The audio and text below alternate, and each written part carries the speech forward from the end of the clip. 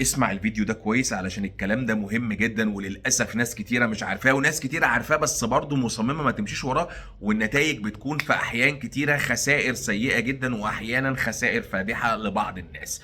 بصوا يا جماعه بمنتهى البساطه كده، اوعى تشتري السهم اللي بيمشي ورا كلام الناس او اللي بيمشي ورا الاشاعات. يعني ايه الكلام ده؟ هوضحه لك، وده فيديو مهم جدا، اسمع كلمه كلمه. مبدئيا بفكرك ان احنا عندنا برامج تعليميه محترمه، بنعلمك تحلل الاسواق وبنعلمك تحلل الاسهم وبنعلمك تدرس دراسه وتتعلم تعليم عملي محترم للبورصه، سواء انت جاي من تحت الصفر ما تعرفش ولا حاجه او بقالك 20 سنه. بس ايه، في جميع الاحوال هتلاقي رقم واتساب في الصفحه الرئيسيه في القناه، ابعت لنا ان شاء الله هنعلمك مظبوط. انا محمد فاروق، بقالي 21 سنه في البورصه من 2005، ربنا يدينا ويديكوا طول العمر. طيب، لسه راجل محترم كنت بتكلم عليه قال لي ان في شخص قال له ان السهم ده هيطلع علشان رئيس مجلس الاداره مش عارف هيعمل ايه، فالسهم متوقع ان هو يضبل.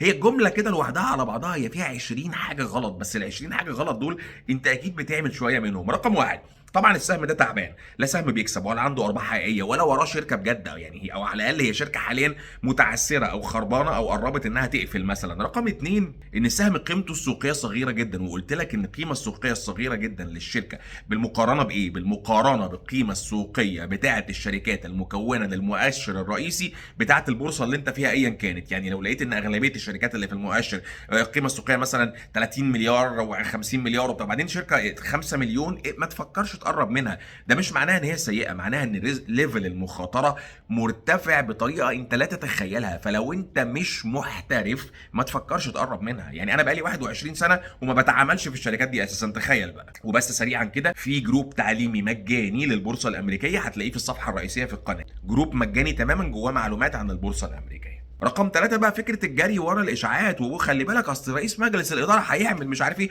أصل صاحب الشركة بقى مين اللي قال الكلام ده؟ كل ده أحلام، كل ده طالما مفيش حاجة حقيقية، طالما مفيش أرقام بجد. على فكرة أنت ممكن تشتري شركة بناء على التوقعات المستقبلية، بس مش توقعات المستقبلية يعني أحلام وإشاعات. طب ما أنا هقول لك حاجة، أنا عندي السنة دي في البورصة الأمريكية عندي 3 أسهم ضبلوا.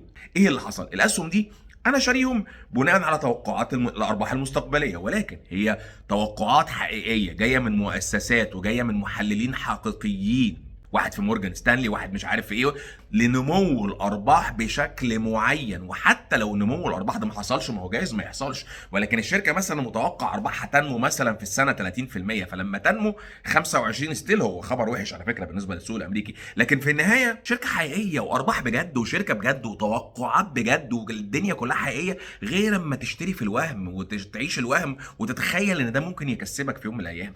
وتاني، انت مش لازم تبقى محلل مالي بقالك 20 سنة علشان تعرف تحلل اساسيات الشركة. طب ما احنا كورساتنا في جزء منها تحليل مالي، لكن هل مثلا بنعلمك تحليل مالي كانك بقيت محاسب؟ لا، بتتعلم تبص على الاساسيات اللي هي بيتبص عليها في 10 دقائق، اللي بتقول لك ان دي شركه تلفانه ما تقربش منها. مش محتاج ان انت يبقى بقالك 50 سنه بتدرس تحليل مالي، ولكن في شويه حاجات مجرد ما تبص عليها الشركه دي مع السلامه، ما اقدرش اقرب منها. هل ده بيعمل ايه؟ ده بيقلل لك المخاطره جدا. طبعا البورصه كده كده مكان فيه مخاطره، لكن في فرق اما اخد مخاطره عامله كده، بص طلعت بره الشاشه اهو، وفي فرق ما باخد مخاطره عامله كده. هي ليفل، هو مخاطره برضه في الاخر، بس شتان بقى ما بين الاثنين. عايز تتعلم بورصه مظبوط، عايز تتعلم تحلل البورصه والاسواق الماليه وتحلل الذهب وتحلل الاسهم، في رقم واتساب في الصفحه الرئيسيه في القناه.